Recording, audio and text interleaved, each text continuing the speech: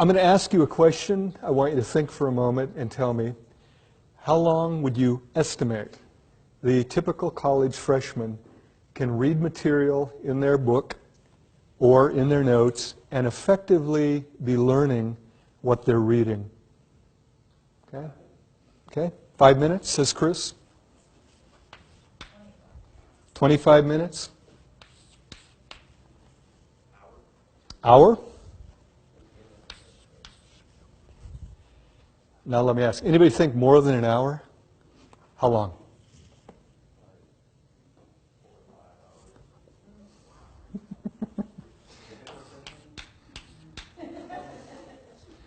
By the way, I had a guy, last time I did this, he said, oh, I can do it about 6 hours. And I just, well, then I found out he is a medical resident, just finished medical school. His wife was in my class. And indeed, my daughter's fourth year med. Oh yeah, 4 or 5 hours, but that's not typical, I can tell you, okay? Anybody less than 5 minutes? Okay. So we get 5 to maybe 4 or 5 hours. A study was done, I believe the University of Michigan. They asked students to do the following thing. When you're ready to study, you've got all your materials, you're back in your little dorm room or your place you live, check your watch, start working. The moment you feel that sense of, I've read it, but it's not coming through, and it's like, I'm wasting my time, and we all get that feeling, note what time it is. Record that, bring it back. And they had many, many hundreds of freshmen and sophomores do this, and then somebody took the time to compile it. And typically, right about 25 to 30 minutes. By the way, it's also true of lectures. And you've all proved it to yourself. You come into a lecture, you're really alert, check the clock at about 25 after, it's like, yeah, and I see it in every class I teach, but how long do we teach? 50 minutes. And yet, probably most of the learning, if it's going to happen, is in the first 25 to 30. Okay. I'm going to talk about a person, because I also like to teach by anecdote. A woman named Jeanette. I was a junior at Western, she was a freshman. Because I was a junior, I could live off campus. Those days, colleges were your parents in absentia. She had to live in a dorm because she didn't have a relative in town. We were dating. She got her first quarter at Western a D average, 1.0, 15 credits of D. She decided she really needed to buckle down, plus the school said, if you don't make it up, you're going to be kicked out.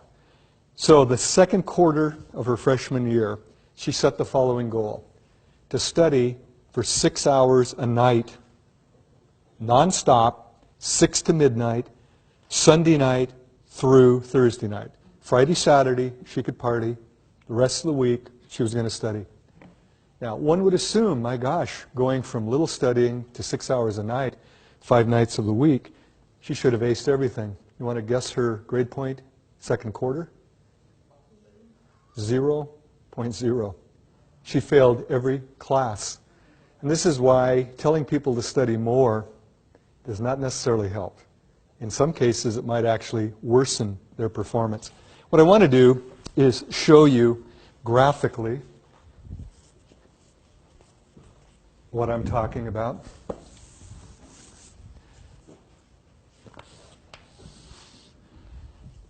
Let's say this is efficient studying, and I know there are no numbers there, but higher means more efficient, lower means low or no efficiency. And this axis, we're looking at time. Here's what happens for the average student. For her, 6 o'clock in the evening, after her supper at the residency dining hall, she plopped herself down at her little study area and started studying. But here's what happened.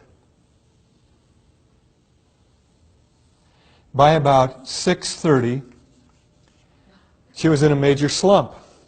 But what was her goal? To study 6 hours. So she continued to sit at her little desk and stare at pages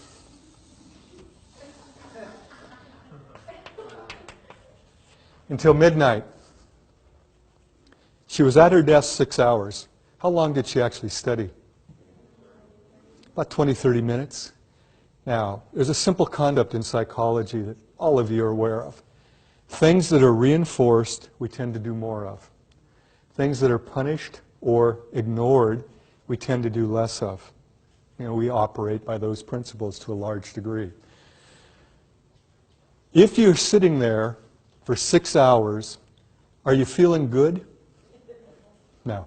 Once you get here, you're looking at your book going, I hate geography. I hate literature. I hate psychology. All the things we're trying to get you to fall in love with, you're hating it. And so her actual good studying was followed by 5.5 hours of pain and misery. I would bet you, I don't know for a fact, that as the quarter progressed, she sat down, and finally she was done before she even started. She sat down and just stared at a book, and she flunked every class. Now, had she taken this little seminar or figured things out on her own, she'd know what to do. First rule, the moment you start to slide, you're shoveling against the tide. What you need to do is what? Take a break. And here's what's cool about it. You can study for a half hour. It doesn't take a half-hour break to recharge your batteries. For most people, about 5 minutes. And this is where you go away, do something fun for 5 minutes. Call a friend, talk to a child, talk to a parent, a roommate. Enjoy some music. Do something you enjoy. And actually say, this is my treat for having studied for 30 minutes effectively. Go back, and here's what happens. Your efficiency is nearly 100%. Study a half hour, take a break. Study a half hour, study a half hour. Now, had she done that over a course of 6 hours, she would have got about 5.5 hours of serious studying and about a half hour of total break time. I really don't believe she would have flunked out.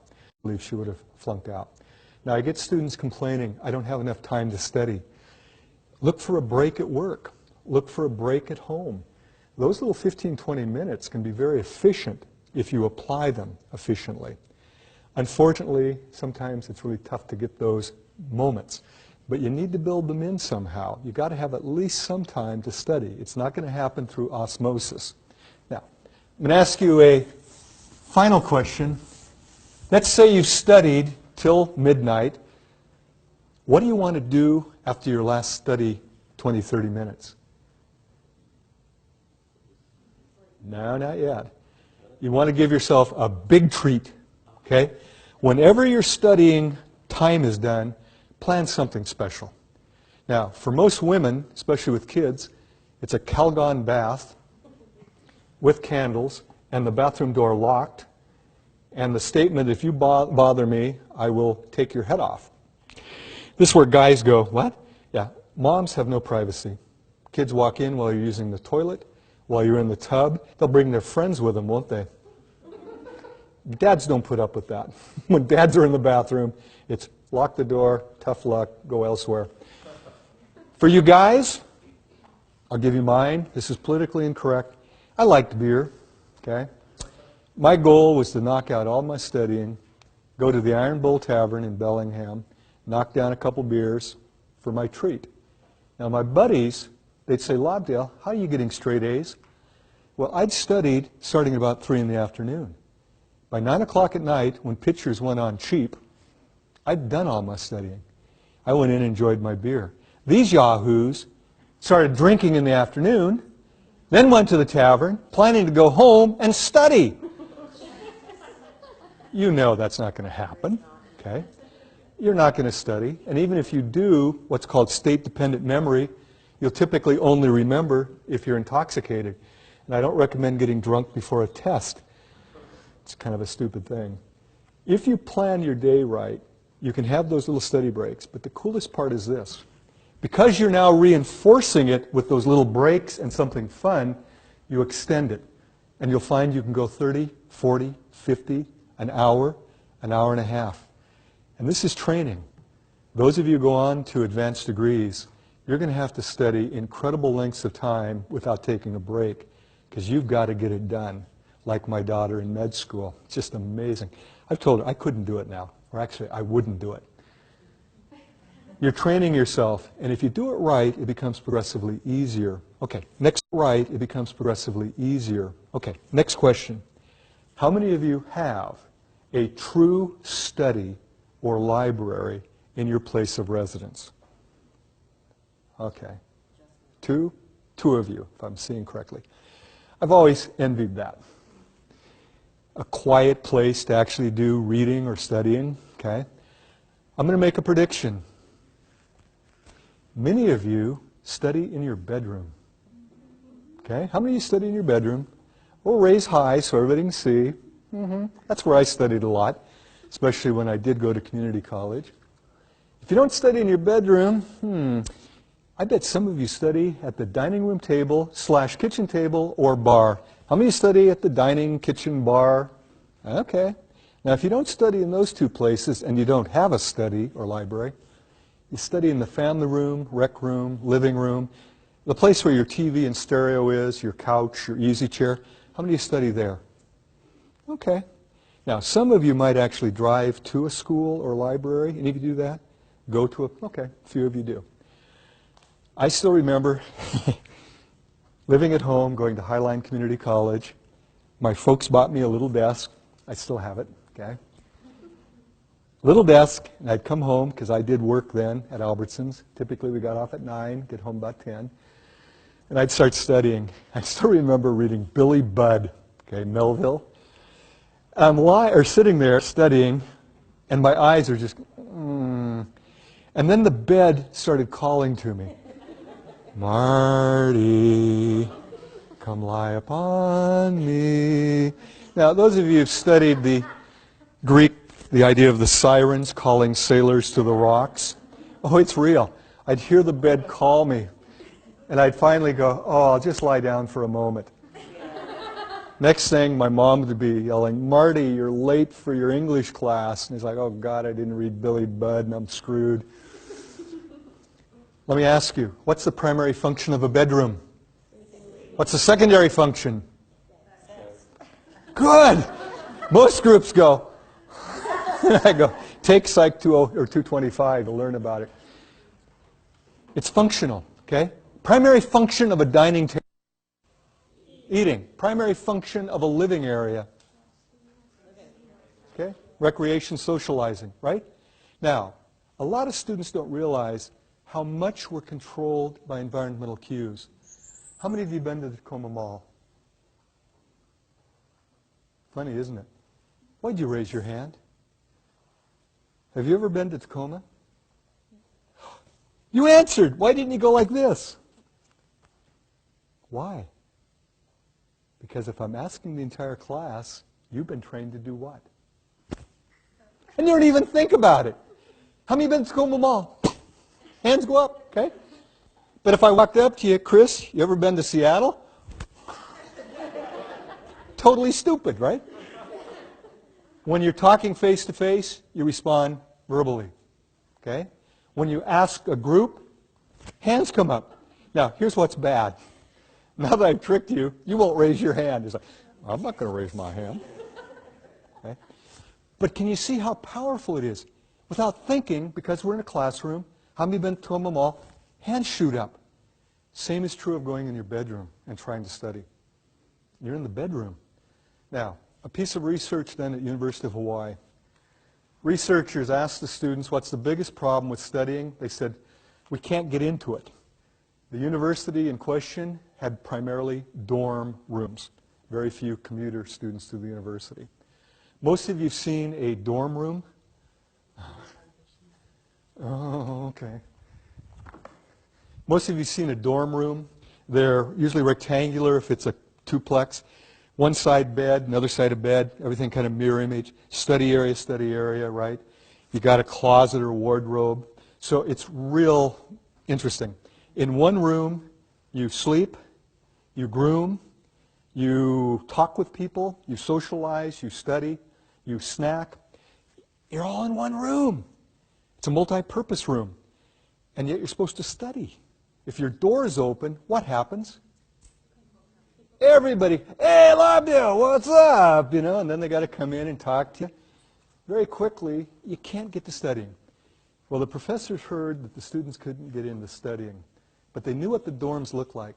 In the Hawaiian dorms, all of the rooms had a gooseneck lamp. So the professor said, we're going to try a little experiment. Take that lamp, make a little sign, and put it on it, study lamp. Okay? Use it only for studying. You don't dress by it. You don't have BS sessions by it. You don't snack by it. You don't clean the room by it. Nothing. You use the other lights for all other functions. Here's the way it works, and it's so easy. Every one of you can do this. Get a little lamp. You probably have one already. If you don't, my gosh, yard sale, garage sale, you can pick them up for nothing. Get that lamp, and it becomes your study lamp. So if you have to study in your bedroom, turn your desk away from the bed. That's the like, how many have been to the mall? It makes you want to go to sleep. By the way, you can't study in the bed. It's also bad for your back if you know about posture. Turn your back to the bed, have a blank wall, have your lamp, have your books ready to go, because you can futz away a lot of time getting ready, can't you? How many of you can futz and futz? Yeah. You're ready to go, turn on the lamp, and start studying. The moment you lose your edge, 15, 20, 30 minutes later, turn the lamp off, get up, and leave the desk. What you're training yourself to study while seated there. And it becomes increasingly automatic, as did the raising of the hand. You sit, turn the lamp on, and you're ready to go. It's like magic. The students who did that were 1 grade point higher the next term compared to the control group that didn't do it. 1 grade point simply by creating a study area. Now, if you study in the kitchen dining, remove all food cues, because I know what happens there. You start thinking, turkey in the fridge. Yeah, Swiss cheese in the fridge. Oh, yeah, sandwich time. How many of you have studied and created sandwiches? It takes about a half hour to make a really good one. You eat it, so damn good, what do? Make another one. And pretty soon, not only are you not studying, but you're getting the spread going, okay? You're really frustrated then. The living area, I'm going to tell you, you can do this experiment. You try to study in the living room, and you're focused, and other people are listening to music, watching a movie, watching TV. They won't leave you alone. Hey, Marty, look, it's really good. Excuse me, I'm studying. And then they get angry at you. Well, boo on you, too. You can't study in the living area. It's not designed for that unless you're all by yourself. And you turn off the TV, turn down the stereo so it's truly background. If you're singing along to your favorite song, you're not studying. You're singing along to a song. Your brain has to be focused to be really studying, not time sharing back and forth between singing and studying. So living areas, very tough to create. But if that's where you have to do it, you bring your little study lamp in, everything else off, turn on your study lamp, and create a study there. Are you getting the idea? Now, I'm going to go through a lot of suggestions. Break it up into small chunks, reinforce it. Simple to do. Create a study area. Simple to do. And you'll be amazed if you take these ideas and do them. I'm going to make a challenge to all of you. It's so easy to sit through a presentation, say, yeah, it sounds good, and then walk away and do nothing. Technically, as a psychologist, if it doesn't change your behavior, you haven't learned it. It's just in your head. To be a true learning experience, you have to behave differently. So my hope is you all make a promise. I'll try at least 1 or 2 of what I talk about today. And when you find out it works, say, gosh, I'll try a 3rd one, maybe a 4th. I went back to grad school in the mid-'80s. Second time around, I actually aced every class. PLU gives pluses. I got pluses in all but 1 class. I didn't do that first time. Okay? I was a good student, but not that good. I used the principles I learned about in teaching psych to become a student. I wish somebody had told me these things when I was a student the first time. It would have been a lot easier. Okay, so we've got 2 things going. Break your study up into little pieces with reinforcement. Create a study area if you don't have one. I think you said you do have a study? Yeah, when I had started with that, I said nothing with that. There you go. Okay, next thing. The more active you are in your learning, the more effective. And yet, increasingly, I have students who think studying is reading it over and over, and they're going to have some magical thing where they suddenly understand it, and remember it well. When you're reading it over and over, or saying it over and over, the term for that is rote memorization, spelled R-O-T-E. It can work. It is the way most of us were taught in elementary school. The way I understand it, a lot of Asian schools depend heavily on rote. And some of you may be darn good at it. And if you can memorize and actually understand by repetition, and it's effective for you, don't change. But for most of us, it's not the most efficient or effective way. The way to learn efficiently in college, first you have to decide, what am I learning? Is it a concept or a fact? A fact is the discrete little piece of information. Sigmund Freud is the father of psychoanalysis. That's a fact, okay? But understanding what psychoanalysis is a concept, okay? Understanding the name of a bone is a fact. Understanding what it does in the body gets into a concept, okay? So in studying, sometimes there are a lot of facts. In fact, I use anatomy as a good example. You got to memorize bones, muscles, organs, tissues, a lot of it. But if you simply memorize and don't understand the function of it, the comprehension of the actual concepts, it's a lot of wasted learning, really. Just to know a name of a bone is like, yes, so what? Okay? What does it do? How does it function? So, if it's a fact or a factoid, you have to approach it one way, and I'll talk about how you do that. But in most college classes, what we as professors are most concerned about is that you grasp the concept.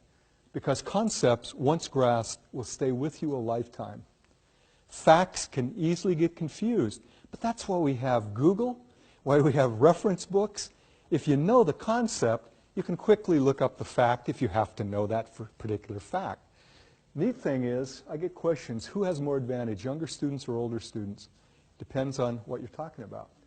Most of us, as we get older, realize concepts are what are really important to make our lives better, to be effective in our work, to be effective in our personal lives.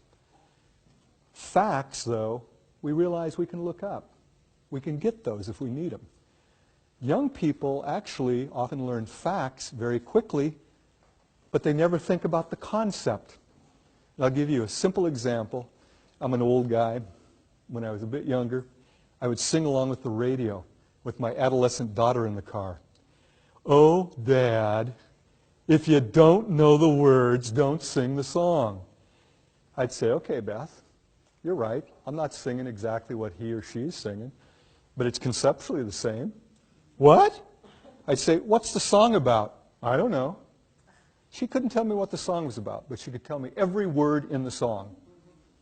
That's earning or learning facts and not seeing the concept.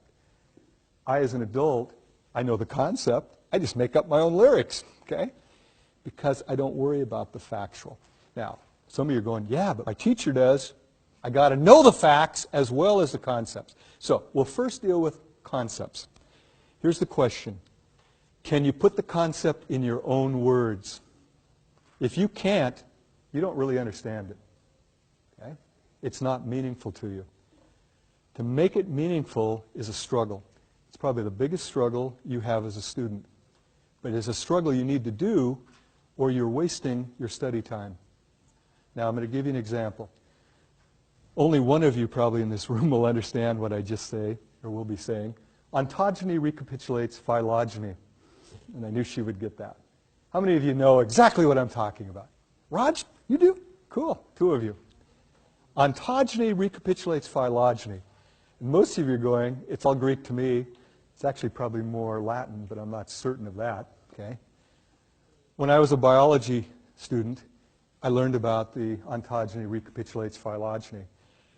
And if you try to learn that and you don't understand it, it's going to go in one ear and out the other. Okay? You can't hold on to it. But if I take a moment to break it down, ontogeny means your own development as a being. Okay? You as a human, for example. Recapitulates means goes back through or recaptures, retraces phylogeny, which is the development all the way from single cell to complex mammal. Now, to make sense of that, how did all of you start in utero? A single fertilized cell, right? An ovum that's fertilized. And then it starts dividing and you get all that. But you get a little period, and this is what they first looked at embryos, where we look like a little thing that looks like a tadpole, right? Yeah, tadpole-ish. So we start with a single egg that's fertilized, and then we get this little thing that looks kind of like a tadpole. And they thought these were gill slits, okay? They're not. They're just what becomes the thoracic area. But there's no legs. It looks like a little tail. Oh, we had a tail. Got the idea? Well, then we get our arm buds and we get them growing, so we now get arms and legs. And gradually, we start looking more like a human being. By the way, take an embryo of any mammal. You probably couldn't tell one from the other. Human, pig, doesn't matter.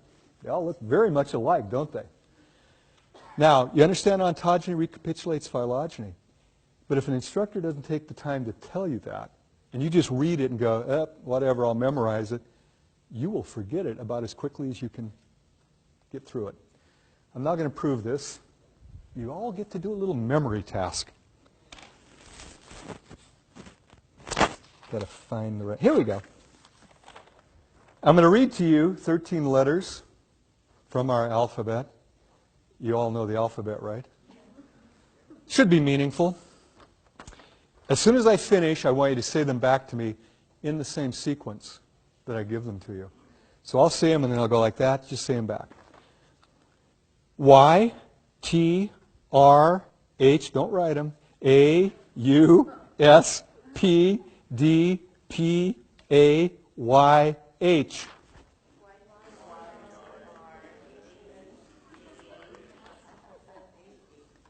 Boy, somebody sounded like they got quite a few.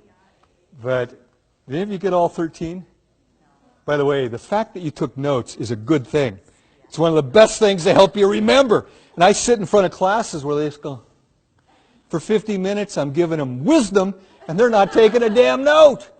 And then they wonder why they don't remember. You can't remember everything in a lecture. I'm going to rearrange the letters a little bit, see if you do any better. H, A, P, P, Y, T, H, U, R, S, D, A, Y. The letters in sequence. Whoosh, letters.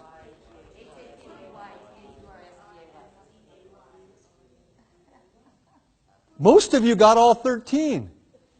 And you thought coming to this lecture you might gain nothing. I've just taken your short-term memory span, which is usually 5 to about 9 letters, and expanded it to 13. Could you give them again? What are they? Damn, you're good. Or I'm good. Now, obviously, it was a little easier. Those were the same 13 letters. Same ones. If you're studying anything conceptual and you're trying to memorize it, it's like Y, T, R. It doesn't make any sense. It's in one eye, out the other. If it's out loud, one ear, out the other.